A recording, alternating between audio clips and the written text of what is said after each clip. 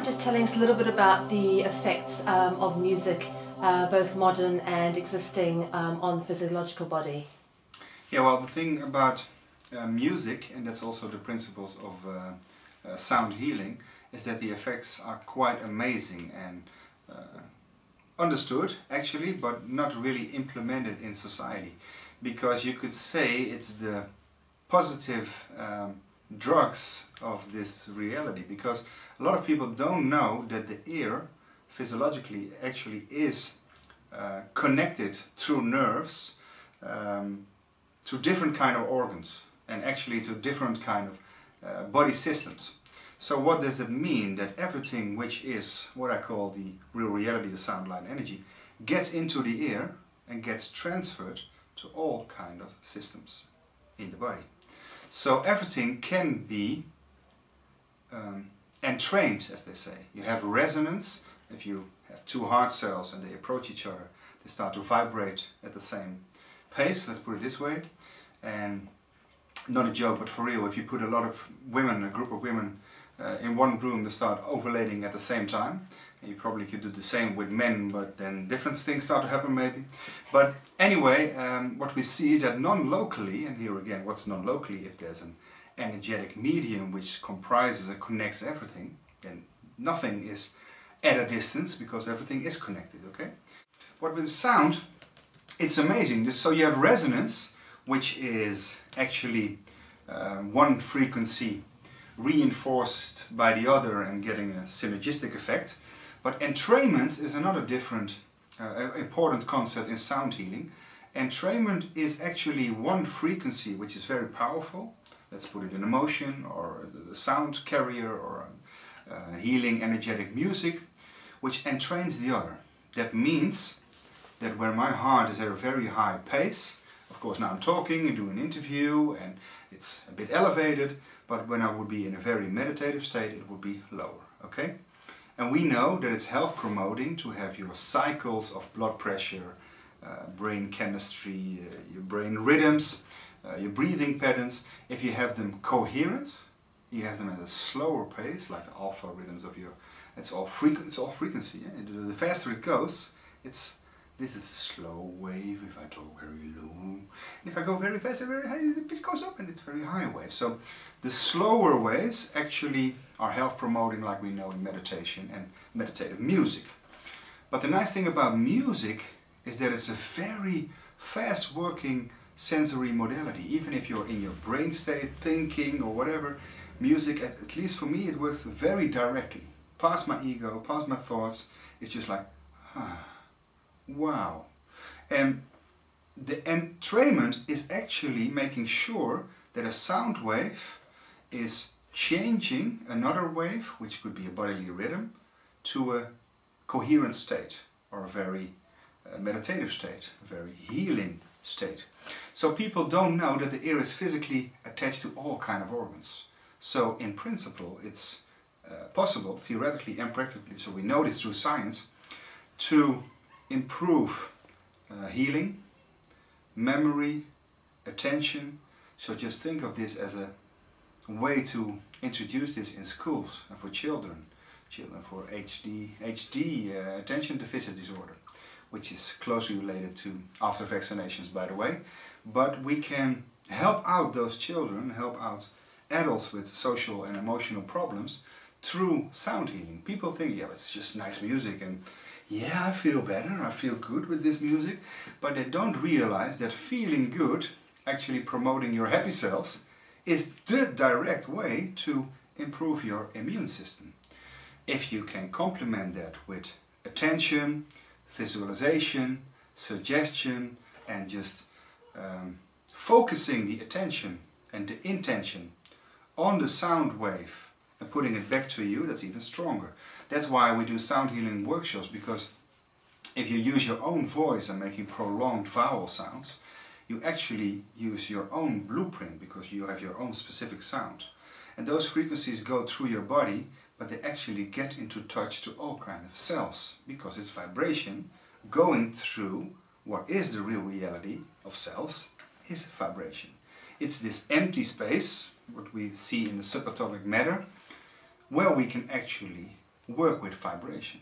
So music is a perfect modality, and like I told you, you can load information on a carrier wave. So we had talked about electromagnetics and laser and scalar electromagnetics and the energetics, how the Russians call it.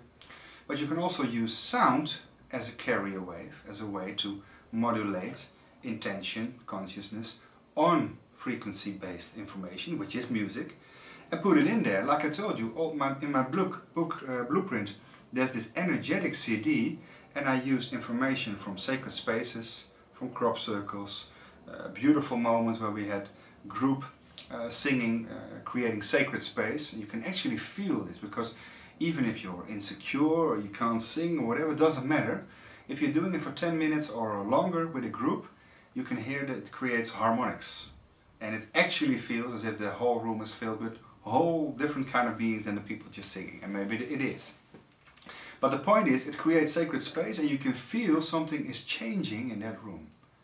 You can feel, and it's not suggestion, because everybody can feel this, wow, I feel more at ease, or I felt negative and I'm not having any negative thoughts anymore. So with sound, you can really create consciousness, or load consciousness in the first place, on sound to use it for healing.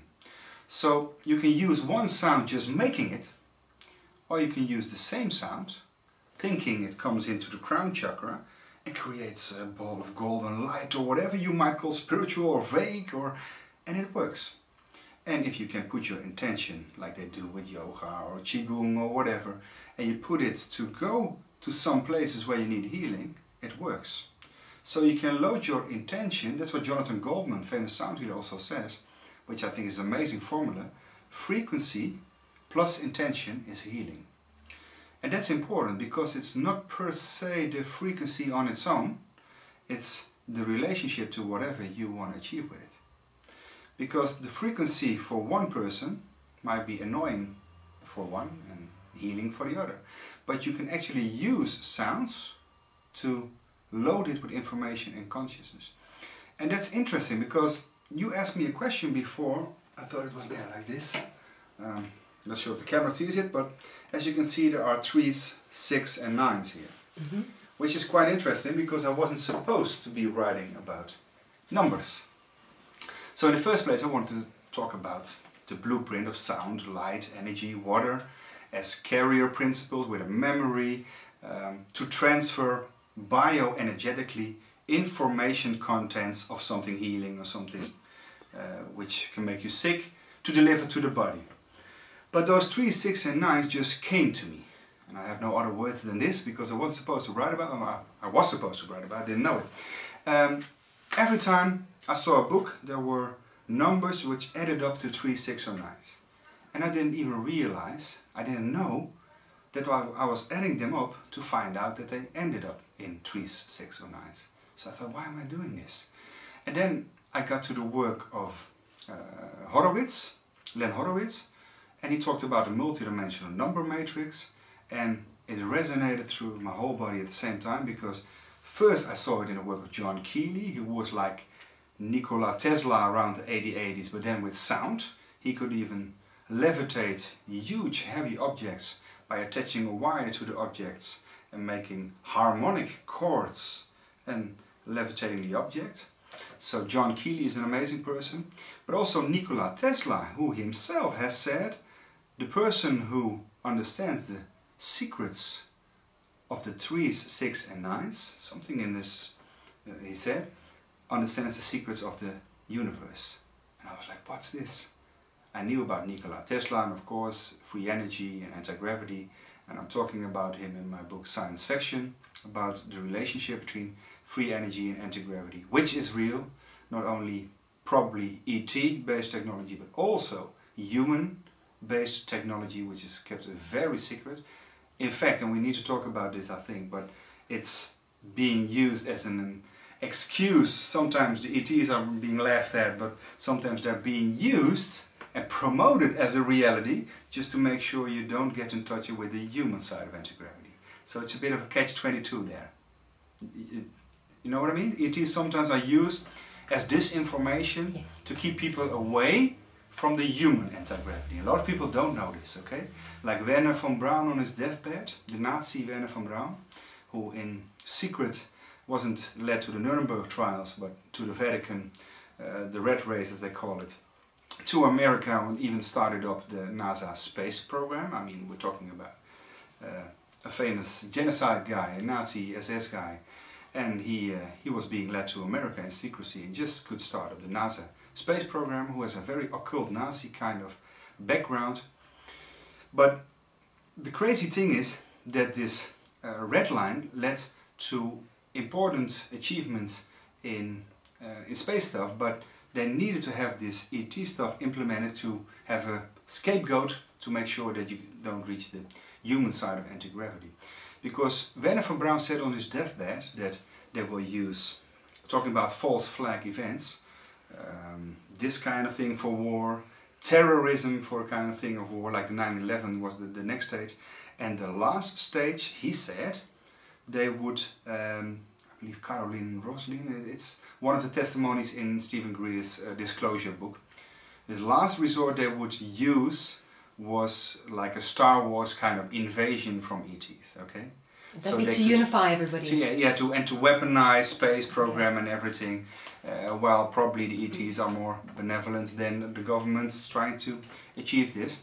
So, and they even have holographic programs which they can even make sure you get an illusion as if you're seeing Jesus or an ET or whatever. That Project Bluebeam.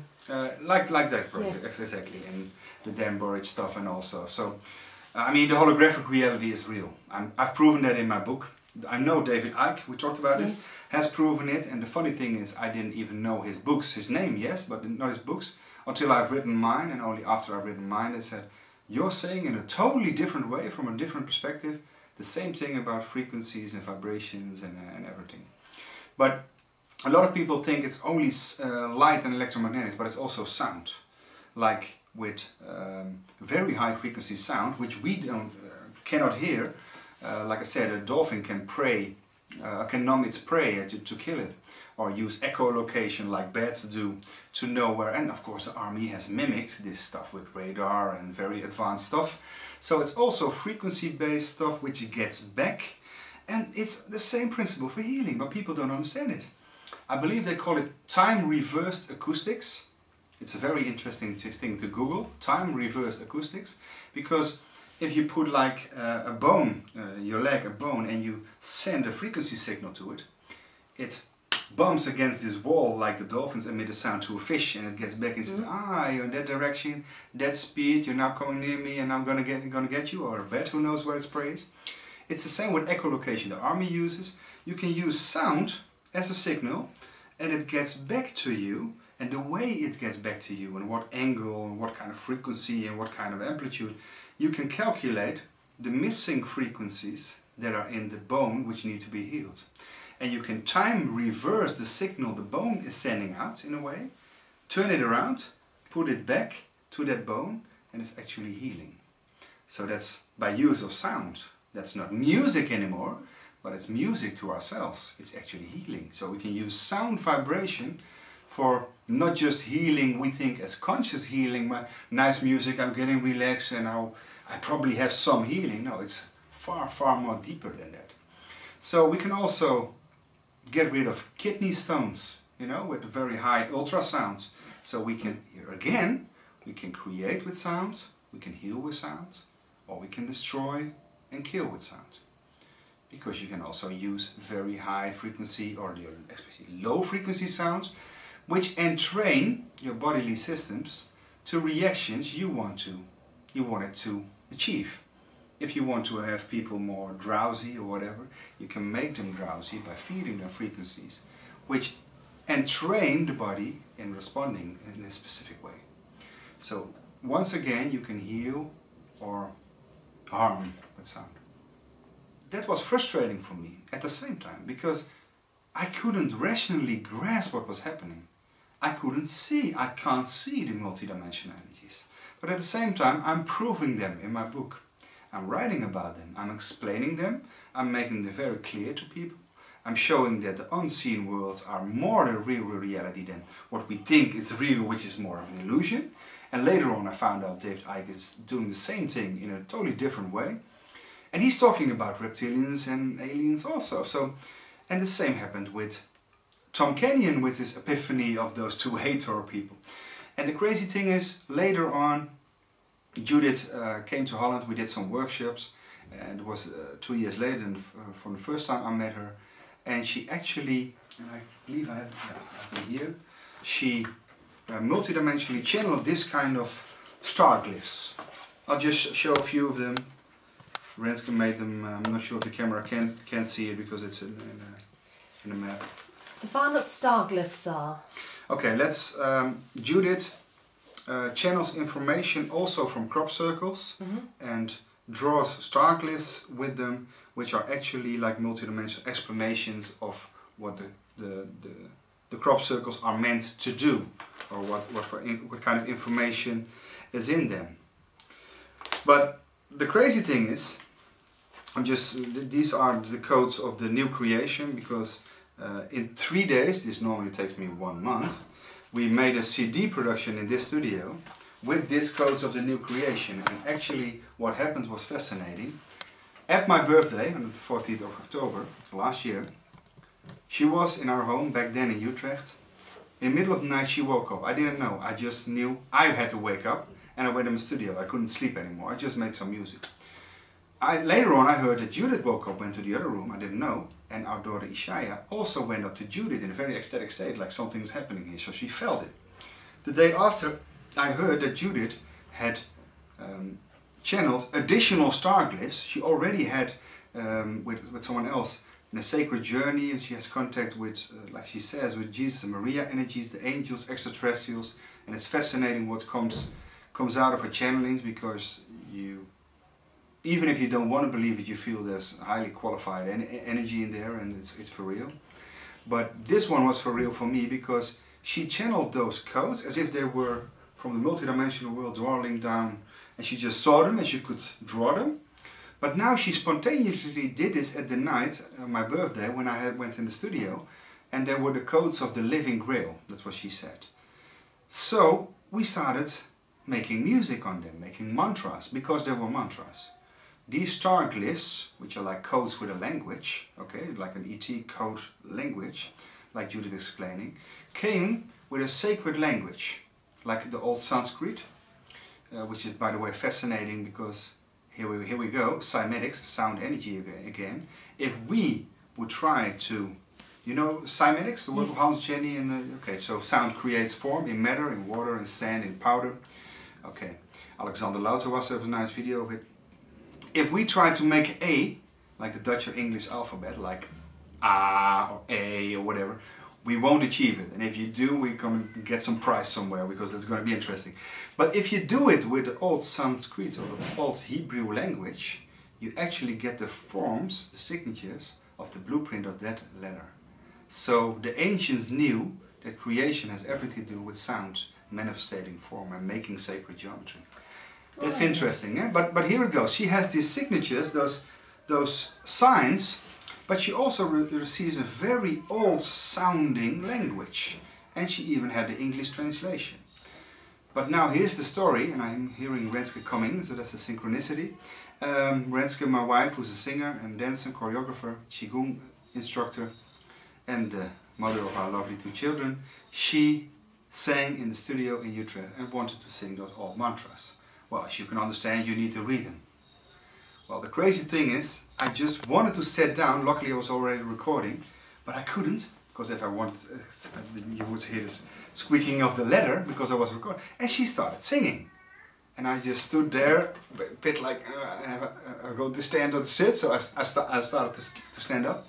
And I looked at her while recording into this cap here with the microphone, and she was gone, okay? She was gone. And here was this information with those old language mantras. And she didn't even look at them anymore. 7 sacred mantras, that's the name of the CD I produced together with Judith Moore and Renske's voice. And the other one are the 13 sacred mantras of the new creation. She already had download, and we produced the CDs. But the one who she just received new was on my birthday last year. 7 sacred mantras, you just saw them. And Renske just sang them. And I heard she had a different kind of voice. I heard that also in the temples of Egypt, where we really connected and got cosmic downloads. I can't call it any other way, because I didn't know the song, but I was singing at the same time. And when we just felt we needed to stop, and your brain pops in existence and say, hey, maybe we're ready, Ishaya, our little daughter, says, come, come, come. And she was quiet all the time. And at that time she was reading my mind and said, okay, ready, or klaar, like, which means like done. So that's amazing. But the seven sacred mantras, Renske just sang them, and I felt it was special, okay? So we were ready, and I said, what was that, Renske? Because you didn't even look at the paper. You don't know those mantras, at least not in this dimension, in this lifetime. That was my thought. And she said, John, I don't know what happened, but, and I have to ask her permission if I can say this, and otherwise you cut it out. But you know what happened? We have no room, or no windows, no door, behind where she was standing and singing. But she continuously felt this presence, as if it was breathing in her neck, literally, as if there was a wind, someone singing with her or through her. And I could hear it was happening like this, because it was not her usual voice. It was also beautiful, but it was another voice. And then Judith Moore heard it for the first time. She said, oh, she went, oh my God, you embodied the Hathor energies, like Tom Kenyon. So actually she was, at that moment, you would maybe call it the walk-in, like Drunvalo Melchizedek, which maybe happens to me with my codes, the 369s and the codes in music. But then on a subconscious level, I have to be totally honest, but other people are seeing and are saying it and saying the same things to each other about what they're perceiving, not knowing each other or knowing me separately, so that's crazy stuff. But here I was witness to something very special, and Judith said, yes, you embodied the Hathor energies there. So, to come back to the headlines, if you ask me, John, can you tell me some more about the multidimensional realities? The real answer is no. But you've heard me talk about it for half an hour, I guess, now. So, how come these things have happened to me? So, to be honest, I have no explanation, because I can't physically prove, hey, that was a multidimensional energy or an ET. But this was in the middle of the night, and I had this line, very ancient, and I knew I couldn't come up with this on my keyboard or just think about it. And I just, it's in my head, and it's a song nobody knows. And it's like this.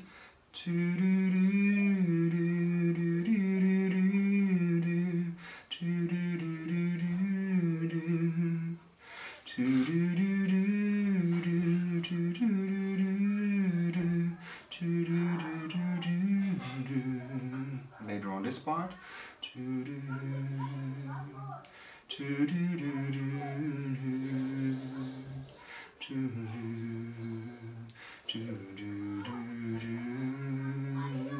then again.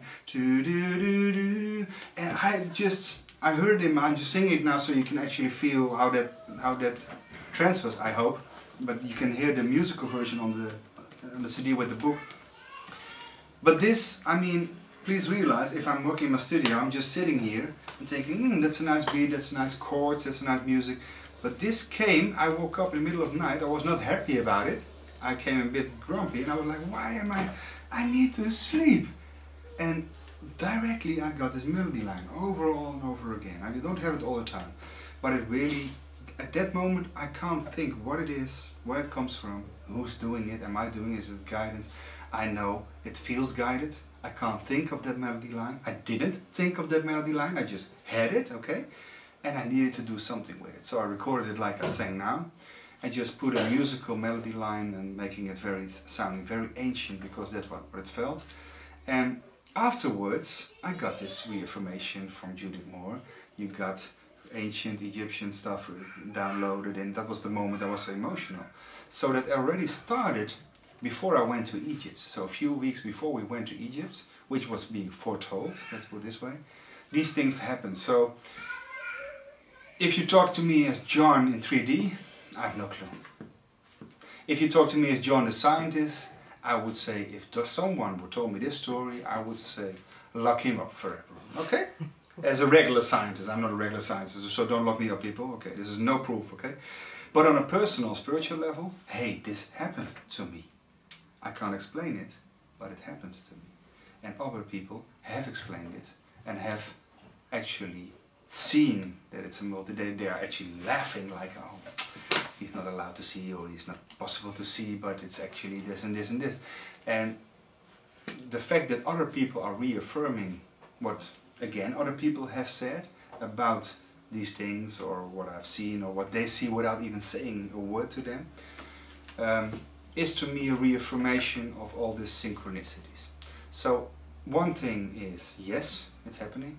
Yes, it's real, and it's got to be something multidimensional, whatever it's from. But the other thing is, I'm still looking for answers. More questions can pop in mind than answers. And I feel I just open up to this world, but at the same time being a subconscious channel from this, if it's a multidimensional world, like people are saying, with these codes. Because I have to be honest with you, it's not normal to have a melody line in your head and knowing exactly what to do with it. It's not normal saying that it can't be true that someone is putting an acoustic library in you while being emotional at the same time, thinking you gotta be mad, and 1 week or 2 weeks further ahead actually getting these cosmic downloads. Because realize we're in a temple with a guide and our children are quiet all of a sudden. The guide is stopping other people or is very quiet while strange things is happening. And me and Renske are just singing this recorder, eyes closed, totally gone, meditative state. And the only things I'm thinking is, I feel I have to go up now. And all of a sudden I'm also thinking, oh, if I do that, it will be out of tune, because Renske has to change the other way around with her voice. Otherwise the song is going to be out of tune. But I'm doing it anyway, because I feel I need to do it. And at that exact time, eyes closed, Renske is going, if I'm going up, she's going down. And exactly the same notes we need to have a nice harmonic chord. So that's actually, and then you're singing and thinking, wow, this is beautiful, but same time you're gone, okay? So you come back, you think, hey, this was it. And Isha is saying, klaar, up, ready, you know, like finished. You're like, what was this? And then you come home, and then the most magical part actually starts. All the time you have no rhythm to sing on, no tune to sing on. And I find out that the album The Mothership, which we recorded in the Temples of Egypt, all the songs I wanted to make with the vocals we received, the cosmic downloads, I could make music on, as if the music was already there. So that was the most amazing part, that I could actually use those vocals, because they were just vocals, no music there, no rhythm there, just singing in tune a song you don't know. And also this Prayer for the Children just came along in this journey. So yes, I know we are guided in this process, and I think Renske is even more the mediumistic kind of person of the two of us. And I know other people have seen my higher multidimensional self, know that we have a higher multidimensional self. But I also know a lot of people are saying that everybody has a higher multidimensional self. So while looking for evidence myself, I also found some evidence that it's not so crazy to have a multidimensional reality, because in fact a lot of people are stating that most humans have a higher multidimensional self coming from other planets. So that's maybe the craziest aspect we have to accept. But if you're looking for questions and getting answers as proof, I would have say no. On a personal level, I have some experience which I can't see as scientific proof, but I know that this is enough for me to go by, to know there's more between heaven and earth, and that it's especially multidimensional in its base. Yeah. This is a very interesting line of topic. I'm just wondering, with relation to how the Illuminati actually control Hollywood and the music industry, I don't know if you're familiar with any of that. There has been a lot of research done into certain performing artists who claim that they are receiving or possessed or feel like that something is with them when they're performing. Would you consider this possibly to be the same sort of thing? They're downloading something from somewhere? Well, yes and no. To be honest, if I would hear my own story back, and I would hear it back like the John I was 10 years ago, I would stop this video and say, this guy is crazy. I know I'm not, but I would look at me in the same way as someone else might. Because, A, it's highly unbelievable, but that's the problem. Like Stephen Greer says so beautifully in my book about anti-gravity and zero-point energy, I point out that what he's saying is actually true. The greatest mask of all this secrecy is its truth. Because if you just say there are ETs, everybody's going to say you are crazy. It can't be true, okay? You can just in plain sight tell the truth, because it has to be a lie anyway, okay? So that's the big problem of confirming to people that the multidimensional reality is true. But on the other hand, I have to tell you that a lot of UFO groups, and this is very important, a lot of UFO groups, anti-gravity work, research, is a lot of disinformation. Both ways around. And what do I mean with both ways around? It's like catch-22. If you have your own human secret anti-gravity experiment, you gotta make sure the people believes that it's a kind of ET thing. You promote that. But on the other hand, that doesn't mean that ET presence is not for real. Okay? So if there's real ET presence, but you want to have that as a secret to because it will change the world, right? Okay, it will change everything. I don't have to explain. Everything we know about life will be explained. So that is the occult, because you asked me about the occult. Yes. Science is occult. And politics is occult, okay? Because we are being suppressed with those facts. So if that's true too, you would say, maybe, it's not real. ETs are not real, it's fabricated. And so there's a lot of disinformation in those groups the other way around. And sometimes the same lies are being converted to use as another lie in a different scenario, okay? So that makes it very difficult to just rely on all the scientific reports and the statements. And that's why I can honestly tell you, it was hard for me to believe Judith more, multidimensional psychics, even believe my own experience. My own experience. I couldn't believe it. I was like the scientist telling me, John, I wouldn't believe this even if it were true. It was true, it happened to me, but I didn't believe it because I couldn't believe it. Okay?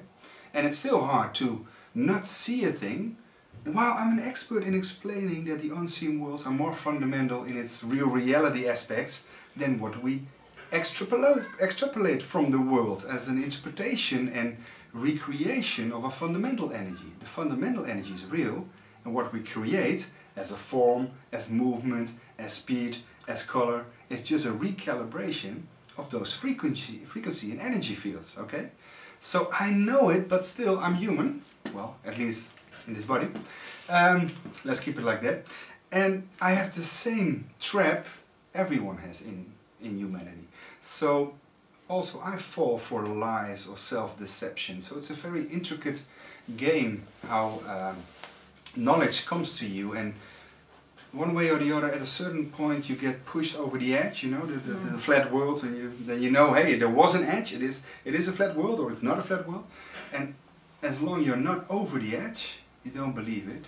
But when you're over the edge, you know it's true, and you can't go back to the other situation. And that's a very personal thing. I'm not sure how long it took David Icke to get the epiphany and know that's real, or like Tom Kenyon or other people who have contact with multidimensional entities or themselves, there is a higher self. But for me it's a long road, because I think this visual confirmation is also important, and it's not a visual thing, as I've experienced it, at least. Not for me, at least. What do you feel is the most important step for humanity to take in order to evolve consciously forward to a place where we go beyond the situation that we're in now? To be honest, I didn't hear the question, because I'm always saying I'm guided that I didn't answer your question, the first question. Okay, go for it. So you're talking about the Elimination and yes. The Illuminati, and I'm sure there are efforts. Okay, I know there are efforts to suppress facts and to keep us from the real reality, because it's free and it empowers us and it makes us gods in a spiritual way. So let's combine that with let's keep it a theoretical fact that ETs are here, maybe different kind of ETs, good ones, bad ones. Let's just say it is. Well, if that's true, then it's a different ball game. Then it's a multidimensional power game, okay? So I'm sure people are used in Hollywood. I know for sure that people in Hollywood know of certain things, but are afraid to speak out because they would lose their job, lose their power, lose everything. So I know a lot of people in Hollywood are also into the Scientology stuff or the other stuff. So yes, I'm sure these power games are being played, and if it's a multidimensional one, like David Icke is saying that some are reptilians or some other ETs, I don't know, because I can't verify that for my own. But at least I know that on a human level it's happening, it's real, it's a real manipulation, and it keeps us from our source. And if the source is our soul, or our collective consciousness, or our multidimensional reality of a multidimensional ET presence, I leave that in the open. That's what I want to say about that. It's brilliant. It leads on to the next question. What do you think humanity needs to do in order to evolve consciously forward to the next point, to get away from where we are now? Phew. Well, step one is collectively accept the facts that are being offered us right now, that the real reality is different than we're believing it was real. That's one, because these are difficult times and beautiful times at the same time. I mean, it's ascension and whatever, you can say, yeah, it's ascension. You can at the same time say, come on, mandatory vaccination, what kind of ascension is this? We are genocide, the Nazis are back. You could even bring it to that point. But at the same time, the earth is beautiful, the things are enlightening, consciousness is growing, but I think it's a two-step plan. One, empowering yourself in a broader sense, your immunity, the way you behave, the way you feel, emotions, but at the same time disempowering the others who are trying to get rid of you or get rid of the source or whatever you want to call it, bring negativity, because it's one thing to bring love to the world, do good things to the world, and I'm sure that's the most important thing, but if we do it at the same time with getting rid of this holy stuff, which is really the real heresy of all the lies that are being offered to us, and if we can see through them and change the world because we don't no longer accept it, and at the same time create what we really do want to manifest, I think that's the way we should do it. But how it will end up in riots or in just peace offerings or in like a multidimensional Woodstock gathering, I don't know what's going to happen. I think, well, the nice thing to say is you have a lot of theories about 2012 and so on, and I always say to people, I don't know, 20, 30 theories and different interpretations. I think the most important point is we will experience it. We are the ones we've been waiting for, the Hopi Indians say. Well, I guess we are, and I guess we are exactly in the time frame. Well, we will find out. So I think these are very exciting times in a positive way and in a negative way, but I also think the negative can and will be transformed into positive. So in the end, I think these are very positive times. Brilliant. And just to finish off on this, can you give us one last message for anybody out there from your personal experience, from the work you've done, and from the in-depth knowledge you have of how the real world works? Pooh. Well, I think it would be self-exploration, but it's difficult because a lot of people are really not into self-exploration, don't want to find out how the world works, and if they find out, they don't believe it or they want to believe. So it's difficult. I can give advice, but it's got to be human consciousness which is being guided, maybe by higher principles, to go for the change. But I'm not sure. I think the whole lecture I just gave is the advice for humanity, but I'm not sure how to sum this up in one sentence. It's of course love in its different manifestations. And not vague love, not Woodstock love, although that's also for real and if you really feel it, but love by loving yourself, loving the others, and love by actually fighting against bad influences, bad energies, bad vaccines, bad medicine, bad science, or whatever, bad lies, and transforming it into something good, which will work for you. And if it works for you and your family, it will work for the world. Because if you do no harm, it can do no harm on a large scale. That's what I think. Yeah. John, thank you very much for taking the time to speak to us today. You're welcome. We look forward to doing some more work with you. Some more? Yes, definitely. Okay. All right, thanks for your time. Thank you very much.